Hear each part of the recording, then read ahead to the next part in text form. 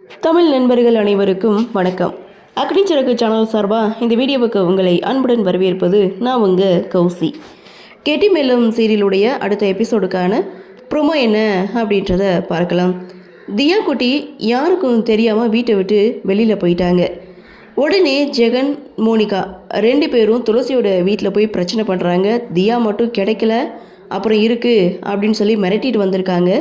துளசி ஒரு பக்கம் தியாவை நினச்சி கதறி அழுதுட்டு இருக்காங்க. சின்ன பொண்ணு எங்கே போயிருப்பாளோ அப்படின்னு சொல்லி கொஞ்சம் ஒரு பக்கம் ஃபீல் பண்ணுறாங்க. அதே சமயம் வீட்டை விட்டு வெளியில் வந்த தியா ரோட்டில் நின்றுட்டு இருக்கும்போது வெற்றி தியாவை மீட் பண்ணுறாங்க.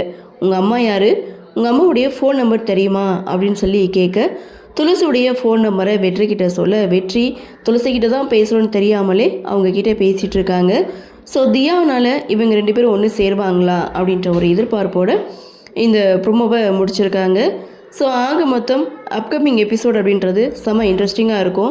ஒரு பக்கம் தியா வீட்டை விட்டு வெளியில் வந்துட்டா, இன்னொரு பக்கம் அஞ்சலி, மகேஷ் இவங்க 2 பேரும் லவ் பண்ண ஆரம்பிச்சிருக்காங்க.